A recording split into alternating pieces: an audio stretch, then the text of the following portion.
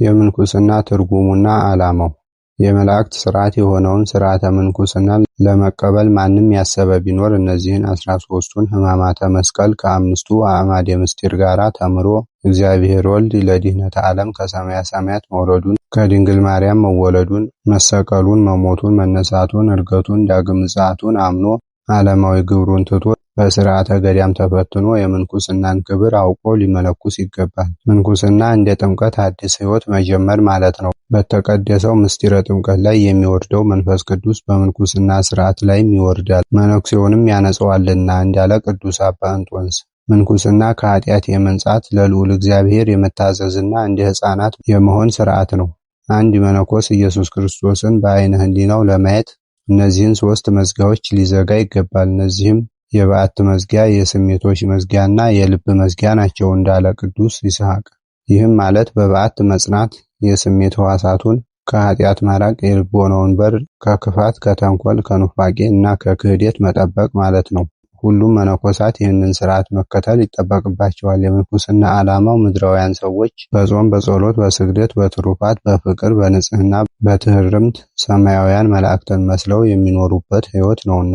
በገዳማችን በደብረ ሊባኖስ የሚታየው ሥርዓተ ምንኩስናም ይህንኑ የመሰለ ነው። መነኮሳቱ ዘወትር ያለ ዕረፍት 24 ሰዓት ሙሉ እግዚአብሔርን የሚያገለግሉ ከመሆናቸውም ሌላ ሥራ ፈትነት ፈጽሞ የተከለከለ ነው። ከዚህም በተጨማሪ በመንፈሳዊ አባትነት ደረጃ ከክብር ወደ ክብር የተሸጋገሩ አክሴማ መላእክትን የተቀበሉት ታላላቅ አባቶች በገዳሙ ውስጥ ስለ ሀገር፣ ስለ ወገን፣ ስለ ቤተ ክርስቲያን እየጸለዩ ይገኛሉ። ይህንንም 13ቱን ሕማማተ መስቀል ከአምስቱ አዕማደ ምስጢር ጋር ሳይማር የጌታችንን ከሰማየ ሰማያት መውረዱን፣ ከድንግል ማርያም መወለዱን፣ መሰቀሉን፣ መሞቱን፣ መነሳቱን፣ ዕርገቱን፣ ዳግም ምጽአቱን ሳያምን ዓለማዊ ግብሩን ሳይተው በሥርዓተ ገዳም ሳይፈተን የቆቡን የቀሚሱን ማማር የካባውን ክብር አይቶ የመነኮሰ መነኩሴ ማንን ይመስላል ቢሉ ቅልባገኝ ወታደርን ይመስላል። ቅልባገኝ ወታደርን መምሰሉ እንዴት ነው ቢሉ ቅልባገኝ ወታደር ጋሻውን እየወለወለ ጦሩን እየሳለ የእገሌ ደጃዝማች ሎሌ ነኝ እያለ ዘመናዊውን እየጠራ መሻዲያሪ እየሆነ ሲበላ ሲጠጣ ይኖራል። ለጊዜውም ያ ንጉሥ የእገሌን ሀገር እዋጋለሁና ክተት ሰራዊት ምታ ነጋሪት ብሎ አዋጅ ይነግራል። ያ ቅልባገኝ ወታደርም ይህንን አዋጅ በሰማ ጊዜ እኔም አብሬ ዘምቼ ሲዘርፉ ዘርፌ፣ ሲገፉ ገፍፌ፣ ነድቼ ተሸክሜ እመለሳለሁ፣ በጠጉር የሚለየኝ የለም፣ ሌላ ባጣ ቅል አጣለሁን ብሎ አብሮ ይዘምታል። ለጊዜው ሲዘርፉ ይዘርፋል፣ ሲገፉ ይገፋል። ከዚህም በኋላ ነድቶ ተሸክሞ ሲመለስ በመንገድ ሽፍቶች ይነሱበታል። በተነሱበትም ጊዜ የቢልማ ዘገር ያለ ብሎ ይጮሃል። ቢልማ ዘገር ማለትም ስመ ጭፍራ ነው።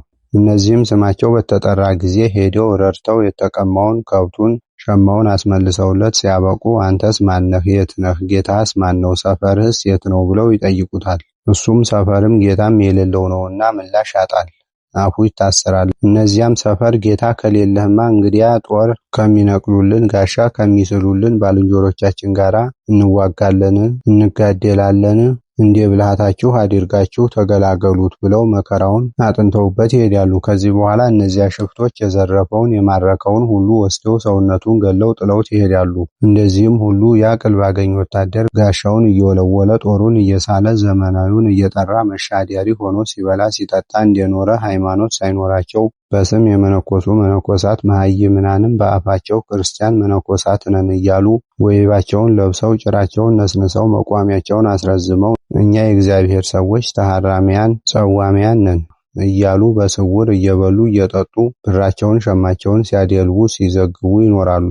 ያ ንጉሥ የእገሌን አገር እዋጋለሁና ክተት ሰራዊት ምታ ነጋሪት ብሎ አዋጅ እንደነገረ ሁሉ ጌታም አባቱን፣ እናቱን፣ ቤቱን፣ ንብረቱን፣ ርስቱን፣ ጉልበቱን ያልተወ እኔን ያልተከተለ ስለ ሃይማኖት የሚደርስበትን መከራ ያልተቀበለ መስቀለ ሞቱን ያልተሸከመ ያገለግለኝ ዘንድ አይችልም ብሎ ተናግሯል። ያ ቅልባገኝ ወታደር እኔም አብሬ ዘምቼ ሲዘርፉ ዘርፌ፣ ሲገፉ ገፍፌ፣ ነድቼ ተሸክሜ እመለሳለሁ፣ በጠጉር የሚለየኝ ያለ ይመስል ሁሉን ባጣ ቅል አጣለሁን ብሎ አብሮ እንደዘመተ ሃይማኖት ሳይኖራቸው የመነኮሱ መነኮሳትም የጌታችንን አዋጅ ሳይሰሙ ሰማን፣ በምግባር ጻድቃን፣ በሃይማኖት ራታን፣ በበረሃ የወደቅን፣ ለጸሎት የተጋነን፣ ገቢረ ተአምራት እንሰራለን፣ ድውይ እንፈውሳለን እያሉ ሰዎችን በአስማታቸው በምህታታቸው ያታልላሉ።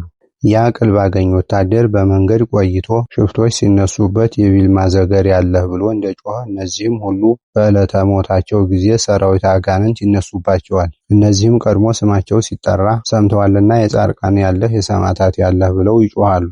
ቢልማ ዘገር ሄደው ረድተው አስለቅቀዋቸው ሲያበቁ አንተስ ማነህ? ጌታስ ማነው? ሰፈርህስ ወዴት ነው? ብለው ሲጠይቁት ምላሽ ቢያጣ እንደ ብልሃታችሁ አድርጋችሁ ተገላገሉት ብለው መከራውን አጥንተውበት እንዲሄዱ ጻድቃን ሰማዕታትም ስማቸውን ለጠራ ሁሉ ፈጥነው ይደርሳሉና ሄደው ረድተዋቸው አስለቅቀዋቸው ሲያበቁ ሃይማኖት አላችሁን? የጌታን መውረድ፣ መወለድ፣ መሞት፣ መነሳት 13ቱን ሕማማተ መስቀል መቀበሉን ታምናላችሁን? ብለው ይጠይቋቸዋል። እኒያም ያላመኑ አጭበርባሪዎች ናቸውና አናውቅም ይላሉ። እንግዲህ እስከማን ልናገናኛችሁ ይዘናችሁ እንሄዳለን? እንደ ብልሃታችሁ አድርጓቸው ብለው ጥለዋቸው ይሄዳሉ። ሽፍቶች የዘረፈውን የገፈፈውን ወስደው ሰውነቱን ገለው ደብድበው ጥለውት እንዲሄዱ ሰራዊት አጋንንትም በገሃነመ እሳት አስፍረው 100 እየሆኑ ሲደይኗቸው ሲያሰቃዩቸው ይኖራሉ። ሃይማኖት ሳይኖራቸው ትሩፋት ሳይሰሩ በገዳም ሳይፈተኑ የመነኮሱ መነኮሳት ቅልባገኝ ወታደርን ይመስላሉ ማለት ስለዚህ ነው።